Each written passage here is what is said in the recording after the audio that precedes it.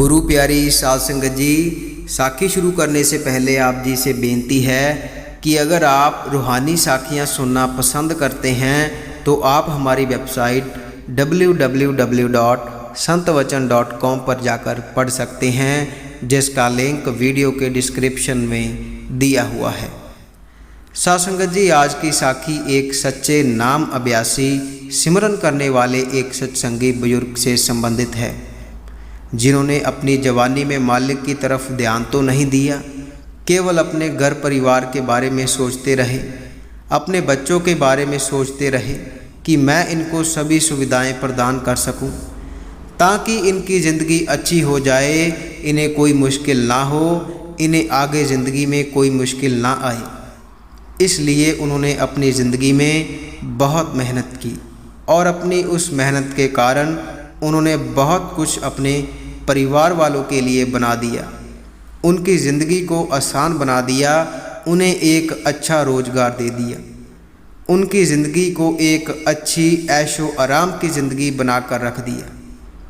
लेकिन जब अंतिम समय आया, जब बुढ़ापा आया, तो उनके साथ क्या क्या हुआ, आज इस साखी में हमें पता चलेगा। तो साखी को पूरा सुनने की कृपालता करें जी। साध संगत जी, जैसे कि हम सभी जानते हैं कि जब हमारी अवस्था बालपन की होती है, तब हमारे ऊपर इतनी जिम्मेदारियां नहीं होती, हम अपने माता पिता पर निर्भर होते हैं, हमारे ऊपर किसी तरह की कोई भी जिम्मेवारी नहीं होती। हमारा बचपन एक प्रकार से खेल कूद में ही चला जाता है। इसलिए तो कहा जाता है कि बचपन का जो समय होता है वह सबसे अच्छा होता है, ना कोई जिम्मेवारी, ना कोई परेशानी, केवल खेलना कूदना और अपने दोस्तों के साथ समय बिताना। और उसके बाद जवानी आती है।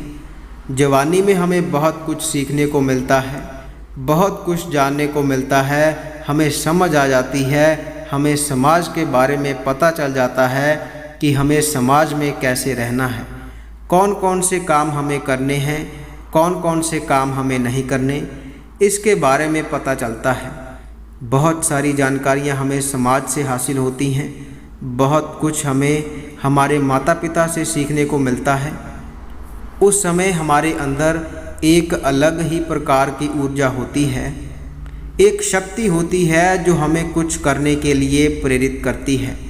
वह ऊर्जा सभी के अंदर होती है जब हमारे ऊपर जवानी आती है, लेकिन कुछ ही लोग होते हैं जो इस शक्ति को, इस ऊर्जा को एक सही मार्ग दे पाते हैं, एक सही रास्ता दिखा पाते हैं।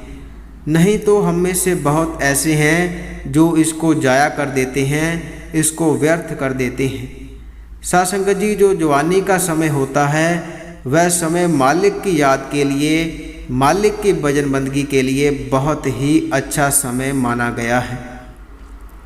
क्योंकि साध संगत जी, जवानी में हमारे अंदर किसी चीज़ की कमी नहीं होती, हमारे अंदर ऊर्जा का भरपूर स्रोत होता है।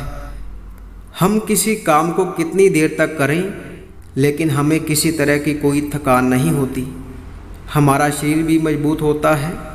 उस समय हमारे सभी अंग अच्छे से विकसित हो जाते हैं, किसी तरह की बीमारी हमें तब नहीं होती, क्योंकि हमारा शरीर ऊर्जावान होता है। तब हम इसे कहीं पर भी लगा दें, लेकिन हमारा शरीर थकता नहीं। लेकिन जब बुढ़ापा आ जाता है, तब तरह तरह के बीमारियां हमें लग जाती हैं, तरह तरह के रोग हमें लग जाते हैं, जिसके कारण भजन सिमरन तो हमसे होता नहीं और हम अपना जीवन जाया कर चले जाते हैं। इसलिए तो कहा जाता है कि जवानी का समय मालिक की याद के लिए सबसे उत्तम समय है। हम मालिक की भजन बंदगी अगर जवानी से ही शुरू कर लें, मालिक का नाम सिमरन जवानी से ही करना शुरू कर दें, तो मालिक हर पल हमारी संभाल करता है, हमारे हर एक निर्णय पर हमारे साथ होता है, हमें कभी भी गलत राह पर नहीं जाने देता। वह हमारा मार्गदर्शन बन जाता है, हमें हर तरह का मार्गदर्शन वह प्रदान करता है। साध संगत जी, जवानी का समय ऐसा है कि हमारे मन के अंदर तरह तरह के विचार आते हैं, कुछ बुरे विचार होते हैं, कुछ अच्छे विचार होते हैं, और उस समय पूरी तरह से हमारे ऊपर ही निर्भर करता है कि हमें किन के साथ जाना है। उस समय हमें एक सहारा चाहिए होता है कि हमें कोई मार्गदर्शन करने वाला हो। अगर उस समय हम उस कुल मालिक की भजन बंदगी करनी शुरू कर दें, तब हमें वह मार्गदर्शन भी प्रदान करता है और हर पल हमारे अंग संग सहाय रहता है। किसी चीज़ की कमी हमें नहीं रहने देता और उस समय हम जितना चाहें भजन सिमरन कर सकते हैं और उस समय हमारी सुर्त भी लग जाती है, रूह की चढ़ाई भी हो जाती है और किसी तरह की कोई भी शिकायत नहीं रहती। उस समय कहा जाए तो मालिक की कृपा हम पर अपार रहती है। अगर हमने जवानी के समय में उस कुल मालिक को याद किया है तो वह जीव बहुत ही भागों वाले होते हैं। कुल मालिक की उन पर कृपा होती है, मालिक का हाथ उन पर होता है। वह कभी गलत राह पर नहीं चलते, वह खुद भी नाम सिमरन करते हैं और दूसरों को भी नाम सिमरन करने के लिए प्रेरित करते हैं। और अगर वह शुरू से ही नाम सिमरन करते आ रहे हैं और जब उन्हें नामदान की बख्शिश हो जाती है, नाम मिल जाता है, तब उन्हें बैठने में भी कोई तकलीफ़ नहीं होती, क्योंकि वह पहले से ही करते आए हैं। उनका अभ्यास पका हुआ है, बना हुआ है, उनकी बात जल्दी बन जाती है। गुरु की कृपा उन पर हो जाती है, मालिक की कृपा उन पर हो जाती है। उनका कुल मालिक से जल्दी ही मिलाप हो जाता है।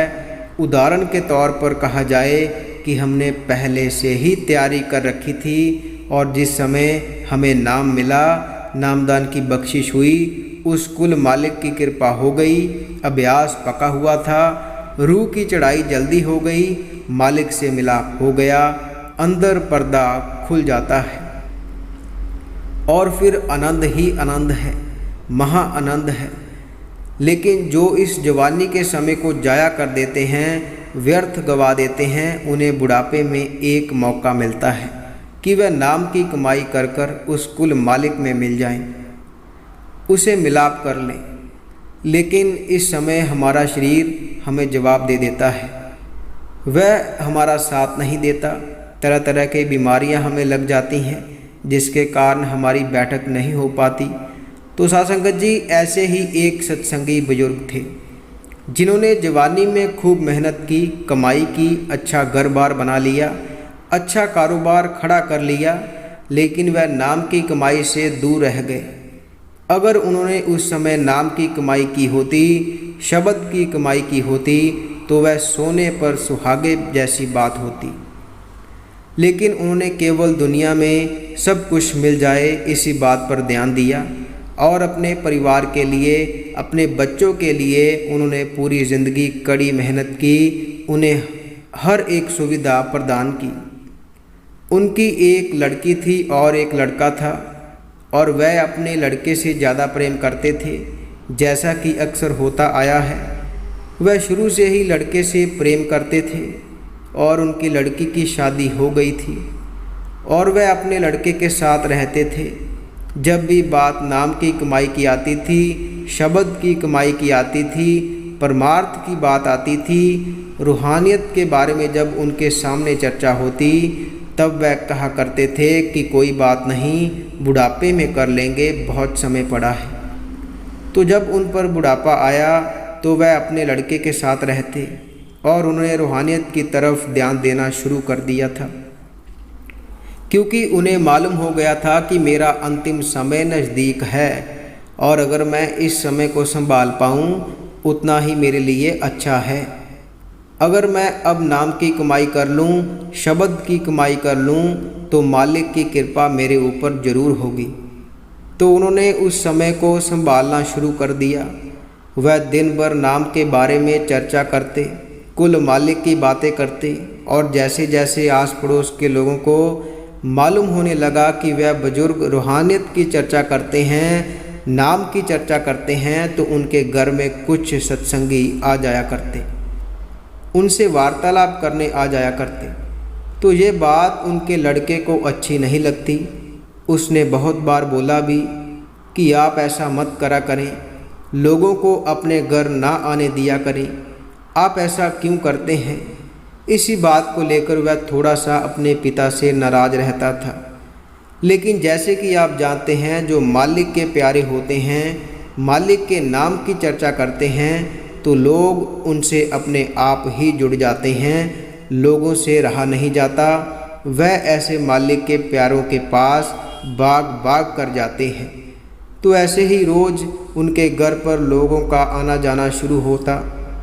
लोग आने लगे, उनके पिता से नाम के बारे में पूछते, चर्चा करते, कुल मालिक की बातें करते, साखियाँ पढ़ते, सुनते, ताकि जितना हो सके इस समय को संभाला जा सके और ध्यान को मालिक की तरफ किया जा सके। इसी बात को लेकर लड़के को बहुत गुस्सा आ जाता। कभी कभी अपने पिता से झगड़ भी बैठता और उन्हें उल्टा सीधा बोल देता। इस बात का उन्हें बहुत दुख होता, बहुत दुख हुआ करता। और एक दिन उनका चश्मा टूट गया और उन्होंने अपने लड़के को कहा कि बेटा, मेरा चश्मा टूट गया है, तो क्या तू इसे बनवा लाएगा?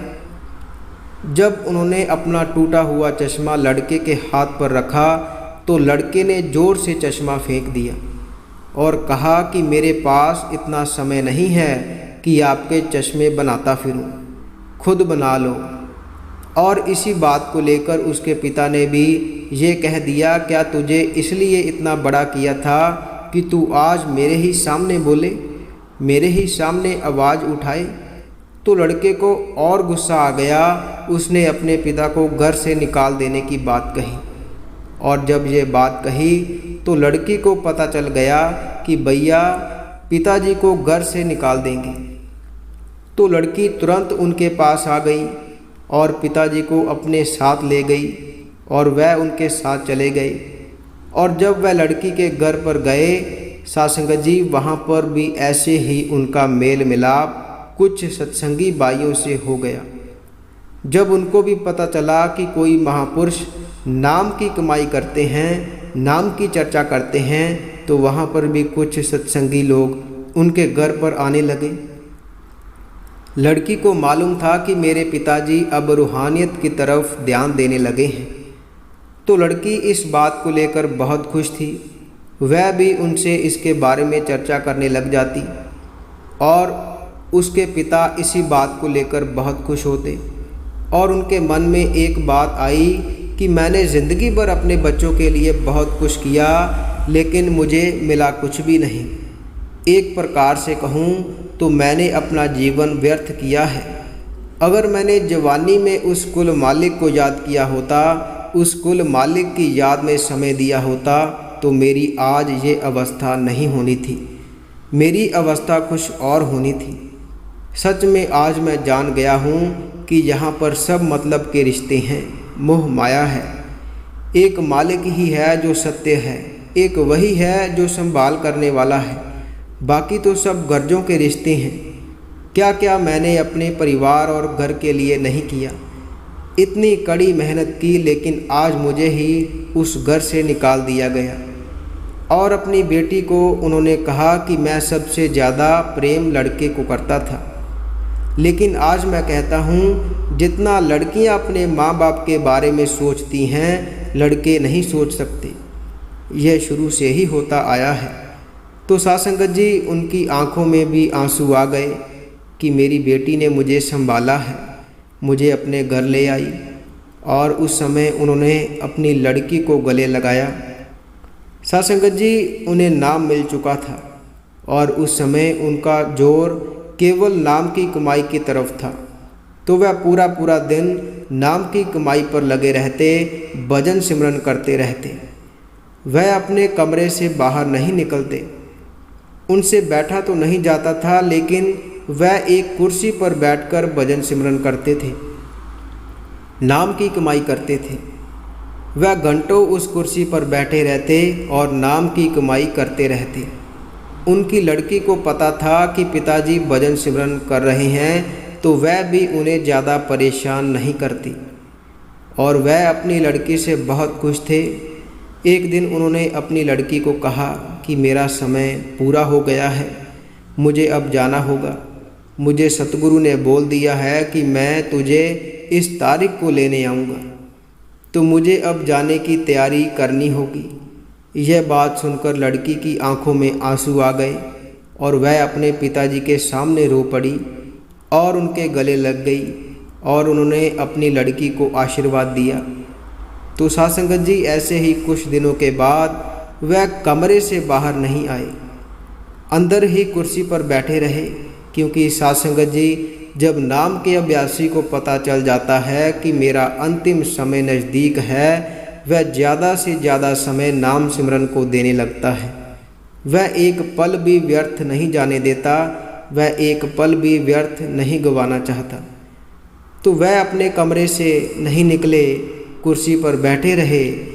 लड़की को पता चल गया कि आज बहुत समय हो गया है, लेकिन पिताजी बाहर नहीं आए। और जब वह उनके कमरे में गई तो उनके पिताजी कुर्सी पर बैठे थे और उनके चेहरे पर एक मुस्कान थी। आंखों में आंसू थे, आंखें बंद थी। ऐसे लग रहा था कि सतगुरु आए हैं और बड़े ही प्यार से उन्हें लेकर सचखंड चले गए। और सतगुरु का वह स्वरूप देखकर उनकी आंखों में आंसू आ गए और इसलिए उनके चेहरे पर ऐसी मुस्कुराहट है।